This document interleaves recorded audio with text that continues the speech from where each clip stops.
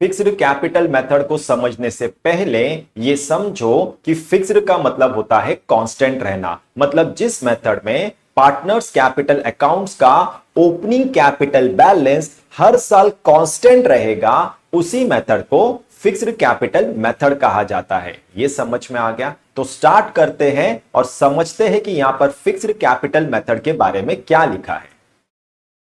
तो यहां पर लिखा है, as name indicates, opening capital balance in this partner's capital accounts remains constant from year to year unless additional amount is added to or withdrawn from the capital। अब ये क्या लिखा है अच्छे से समझो। फिक्स्ड कैपिटल मेथड में partners capital accounts का ओपनिंग कैपिटल बैलेंस हर साल कांस्टेंट रहेगा। अगर कोई पार्टनर एडिशनल कैपिटल नहीं लेकर आता है तो, और कोई पार्टनर अपने कैपिटल का पार्ट विड्रॉ नहीं करता है तो। मतलब अगर कोई पार्टनर साल के बीच में कोई एडिशनल कैपिटल लेकर आता है या कोई पार्टनर साल के बीच में अपने कैपिटल का पार्ट विड्रॉ कर लेता है, तो ऐसे केस में उस पार्टनर का ओपनिंग कैपिटल बैलेंस चेंज होगा। मतलब फिक्स्ड कैपिटल मेथड में पार्टनर्स कैपिटल अकाउंट्स का ओपनिंग कैपिटल बैलेंस कांस्टेंट रहेगा अगर एडिशनल कैपिटल या पार्ट ऑफ कैपिटल विड्रॉ नहीं है तो, और चेंज होगा अगर एडिशनल कैपिटल या पार्ट ऑफ कैपिटल विड्रॉन है तो। ये अच्छे से समझ में आ गया? Under this method two accounts of partners are open. तो इस मेथड में पार्टनर्स के दो अकाउंट्स ओपन होंगे। कौन से दो अकाउंट्स ओपन होंगे? पहला पार्टनर्स कैपिटल अकाउंट्स और दूसरा पार्टनर्स करंट अकाउंट्स।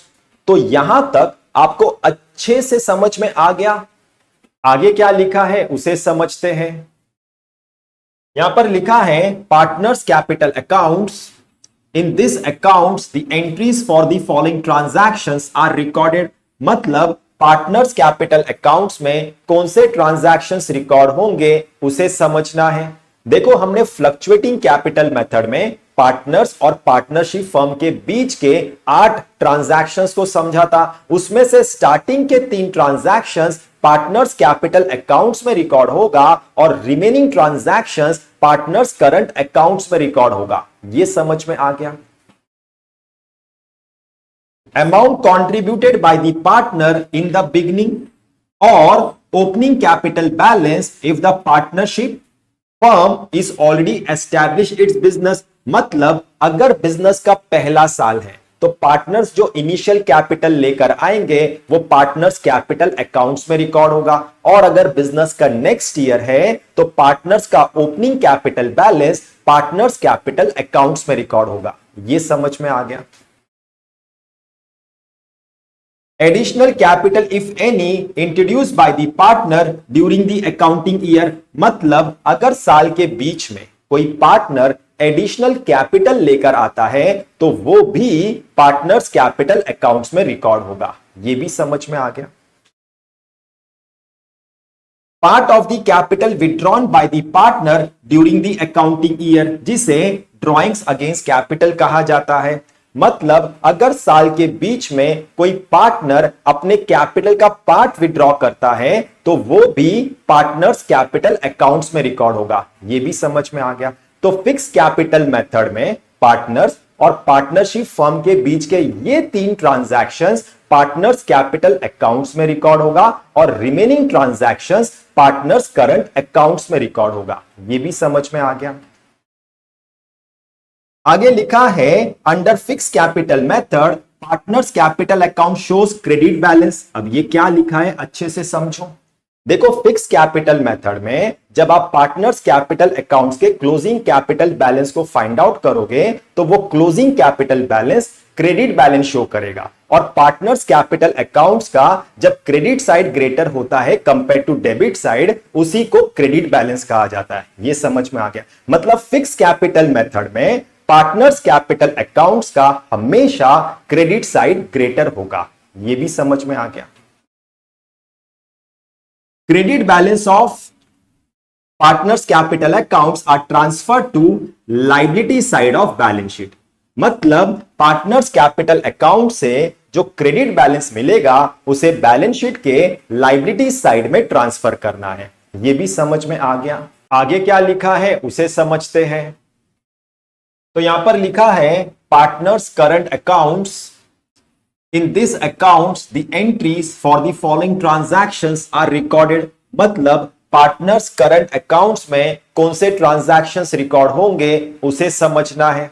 देखो इसे हमने पार्टनर्स कैपिटल अकाउंट्स में ही समझ लिया था कि पार्टनर्स और पार्टनरशिप फर्म के बीच के 8 ट्रांजैक्शन में से स्टार्टिंग के 3 ट्रांजैक्शंस पार्टनर्स कैपिटल अकाउंट्स में रिकॉर्ड होगा और remaining transactions partners current accounts में रिकॉर्ड होगा। यह समझ में आ गया। Opening current balance of partners. तो पार्टनर्स का जो ओपनिंग करंट बैलेंस होगा वो पार्टनर्स करंट अकाउंट्स में रिकॉर्ड होगा। यह समझ में आ गया। ड्रॉइंग्स चाहे कैश में हो या काइंड में made by the partners during the accounting year, उसी को ड्रॉइंग्स अगेंस्ट प्रॉफिट कहा जाता है। अगर साल के बीच में कोई पार्टनर बिजनेस की प्रॉपर्टी को अपने पर्सनल यूज के लिए विड्रॉ करता है तो उसी को ड्रॉइंग्स कहा जाता है और ड्रॉइंग्स पार्टनर्स करंट अकाउंट्स में रिकॉर्ड होगा। यह भी समझ में आ गया। Interest on partners drawings charge by the firm. मतलब अगर फर्म पार्टनर्स के ड्रॉइंग्स पे इंटरेस्ट चार्ज करता है तो वो भी पार्टनर्स करंट अकाउंट्स में रिकॉर्ड होगा। यह भी समझ में आ गया। Interest on partners capital allowed by the firm. अगर फर्म पार्टनर्स के कैपिटल पे इंटरेस्ट अलाउ करता है तो वो भी पार्टनर्स करंट अकाउंट्स में रिकॉर्ड होगा। यह भी समझ में आ गया। सैलरी और commission payable to the partners. अगर फर्म किसी पार्टनर को कोई सैलरी या कमीशन अलाउ करता है तो वो भी पार्टनर्स करंट अकाउंट्स में रिकॉर्ड होगा। यह भी समझ में आ गया। Distribution of net profit and net loss of the firm. अगर फर्म अपने नेट प्रॉफिट और नेट लॉस को पार्टनर्स में डिस्ट्रीब्यूट करता है तो वो भी पार्टनर्स करंट अकाउंट्स में रिकॉर्ड होगा। यह भी समझ में आ गया। तो फिक्स कैपिटल मेथड में पार्टनर्स और पार्टनरशिप फर्म के बीच के ये ट्रांजैक्शंस पार्टनर्स करंट अकाउंट्स में रिकॉर्ड होगा। यह भी समझ में आ गया। आगे लिखा है under fix capital method partners current accounts में शो आइदर डेबिट बैलेंस और क्रेडिट बैलेंस और नील बैलेंस। अब ये क्या लिखा है अच्छे से समझो। फिक्स कैपिटल मेथड में पार्टनर्स करंट अकाउंट्स का जब आप closing current balance find out करोगे तो वो closing current balance debit balance भी शो कर सकता है, क्रेडिट बैलेंस भी शो कर सकता है और नील बैलेंस भी शो कर सकता है। पार्टनर्स करंट अकाउंट्स का जब डेबिट साइड ग्रेटर होगा कंपेयर टू क्रेडिट साइड तो उसे डेबिट बैलेंस कहा जाता है।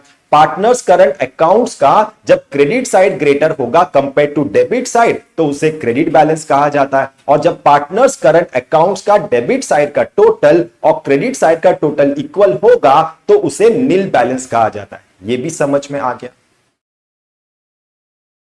Debit balance of partners current accounts are transferred to asset side of balance sheet. अब अच्छे से समझो। देखो जब आप फाइनल अकाउंट्स का सम करोगे और अगर आपका सम फिक्स कैपिटल मेथड का है तो उसमें पहले आपको ट्रेडिंग अकाउंट प्रिपेयर करना है, उसके बाद profit and loss account prepare होगा, उसके बाद पार्टनर्स करंट अकाउंट्स प्रिपेयर होगा और लास्ट में बैलेंस शीट को प्रिपेयर करना है। यह समझ में आ गया। आपको ट्रेडिंग अकाउंट से जो भी बैलेंस मिलेगा उसे आपको नेक्स्ट अकाउंट में ट्रांसफर करना है जो है प्रॉफिट एंड लॉस अकाउंट। आपको प्रॉफिट एंड लॉस अकाउंट से जो भी बैलेंस मिलेगा उसे आपको नेक्स्ट अकाउंट में ट्रांसफर करना है जो है पार्टनर्स करंट अकाउंट्स। और आपको पार्टनर्स करंट अकाउंट से जो भी बैलेंस मिलेगा उसे आपको ट्रांसफर करना है बैलेंस शीट में। यह समझ में आ गया। आपको ट्रेडिंग अकाउंट से जो डेबिट बैलेंस मिलेगा उसे आपको प्रॉफिट एंड लॉस अकाउंट के डेबिट साइड में ट्रांसफर करना है। आपको प्रॉफिट एंड लॉस अकाउंट से जो डेबिट बैलेंस मिलेगा उसे आपको पार्टनर्स करंट अकाउंट्स के डेबिट साइड में ट्रांसफर करना है। और आपको पार्टनर्स करंट अकाउंट से जो डेबिट बैलेंस मिलेगा उसे आपको बैलेंस शीट के डेबिट साइड में ट्रांसफर करना है। और बैलेंस शीट का डेबिट साइड होता है एसेट साइड। तो ये आपको अच्छे से समझ में आ गया कि अगर पार्टनर्स करंट अकाउंट से आपको डेबिट बैलेंस मिलता है तो उसे बैलेंस शीट के एसेट साइड में ट्रांसफर करना है। Similarly credit balance of partners current accounts are transfer to liabilities side of balance sheet. तो अगर आपको ट्रेडिंग अकाउंट से क्रेडिट बैलेंस मिलता है तो उसे आपको प्रॉफिट एंड लॉस अकाउंट के क्रेडिट साइड में ट्रांसफर करना है। प्रॉफिट एंड लॉस अकाउंट से अगर आपको क्रेडिट बैलेंस मिलता है तो उसे आपको पार्टनर्स करंट अकाउंट्स के क्रेडिट साइड में ट्रांसफर करना है। और अगर आपको पार्टनर्स करंट अकाउंट का क्रेडिट बैलेंस मिलता है तो उसे आपको बैलेंस शीट के क्रेडिट साइड में ट्रांसफर करना है। और बैलेंस शीट का क्रेडिट साइड होता है लायबिलिटी साइड। तो ये आपको अच्छे से समझ में आ गया कि अगर पार्टनर्स करंट अकाउंट से क्रेडिट बैलेंस मिलता है तो उसे बैलेंस शीट के लायबिलिटी साइड में ट्रांसफर करना है। And nil balance do not show in the balance sheet. तो अगर आपको ट्रेडिंग अकाउंट से कोई भी बैलेंस नहीं मिलता है तो प्रॉफिट एंड लॉस अकाउंट में कोई बैलेंस ट्रांसफर नहीं होगा।